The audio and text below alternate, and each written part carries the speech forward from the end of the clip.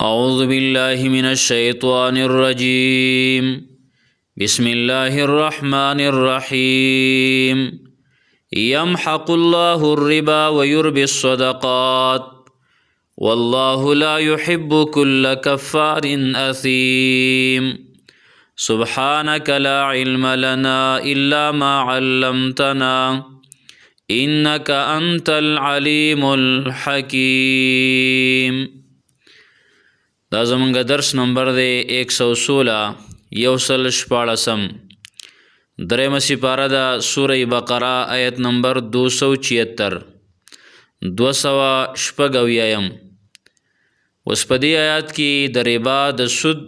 او د صدقې په مابین کې فرق بیانوي رب العالمین، او دا فرق دې لپاره بیانوي چې مسلمانان ځان د ربا نه د سود نه بچ کړي، او دارنګې په دې کې ترغیب دی په صدقې باندې. الله تبارک و تعالی فرمایي یمحق الله الربا، ختمی الله تعالی مال د سود، دغه شان بے برکته کوي الله رب العالمین مال د سود. مال د ربا کې د سود په مال کې هیڅ برکت نه وي، او چې کم مال سره دا سود شریک شي هغه بے برکته شي. د دې په تایید کې په سورۃ روم کې 39 نمبر آیت کې الله تبارک و تعالی ذکر کړی دی. الله رب العالمین فرمایي وما اتیتم من ربا ليربو في اموال الناس فلا يربو عند الله. وما اتیتم من ربا ليربو في اموال الناس فلا يربو عند الله. هغه چې ورکوي تاسو د سود نه د لپاره چې زیات حاصل کوي د مالونو د خلکو نه، نو فلا يربو عند الله، د الله رب العالمین په دربار کې هغه نه زیاتې کېږي، هغې کې برکت نه پیدا کېږي. وما اتیتم من زکات تريدون وجه الله فاولئک هم المضعفون. او هغه چې تاسو کم زکات ورکوئ او د الله رب العالمین رضا پکې لټوئ، د دې دپاره زکات ورکوئ چې د الله رضا ولټوئ، نو هغه خلکو د پاره به دا دوچند کولی شي، او الله رب العالمین به هغې له دوچند ورکوي، الله رب العالمین به پکې برکت پیدا کړي. نو الله رب العالمین فرمایي یمحق الله الربا، ختمی الله تعالی مال د سود، و یربی الصدقات، او زیاتی الله تعالی مال د صدقو. د صدقو مال الله رب العالمین زیاتی، او د سود مال الله ختمی.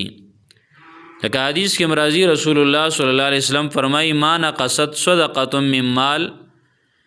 په صدقې سره الله مال کمی نه بلکې الله زیاتی. وما زاد الله عبدا بعفو الا عزا، بندله چې عزت ملاویږي او زیاتیږي نو هغه په معافی باندې. وما تواضع احد لله الا رفعه الله، چې چا د الله دپاره عجزي وکړله، عجزي اختیار کړله، نو الله تبارک و تعالی به هغه اوچت کی. دغه شان رسول الله صلی الله علیه وسلم فرمایي ما من یوم یصبح العباد فیه الا ملکان ینزلان. کم یو سحر چې راځي نو او پای کې بندگانو باندې سحر راځي، سبا پې راخیږي، نو 2 ملائک پای کې نازلیږي، 2 ملائک راکوزیږي. فیقول احدهما، نو فهغه 2 ملائکو کې یو ملک دا دعا کوي اللهم اعطی منفقا خلفا، یا الله چې څوک ستا په لاره کې مال لګوي، څوک ستا په لاره کې خرچ کوي، نو الله تا هغې له د هغې بدلې ورکه. ویقول الاخر، بل ملک وی اللهم اعطی ممسکا تلفا، یا الله څوک چې په دین باندې مال نه لګوي او شوم پړقتیا کوي په دې کې، نو د هغې مال هلاک که او ختم یې که. دغه شان نبی علیہ الصلوۃ والسلام فرمایي چې الله تبارک و تعالی فرمایي یا ابن آدم انفق علیک، ای بنی آدمه ته د الله رب العالمین په دین باندې مال لګوه، الله تبارک و تعالی په تا باندې خرچه وکړي، او الله رب العالمین به تاله درکړي. نو الله رب العالمین فرمایي یمحق الله الربا، ختمی او کمی او بے برکته کوي الله تعالی مال د سود، و یربی الصدقات، او زیاتی الله مال د صدقو. والله لا يحب الله تعالی مینه نه کوي کل کفارین د هر غټ ناشکر سره اسیمین او د ډیر غټ ګناهګار سره ډیر غټ ناشکر او غټ ګناهګار سره الله تبارک وتعالى مینه نه کوي الله رب العالمین ور سره محبت نه کوي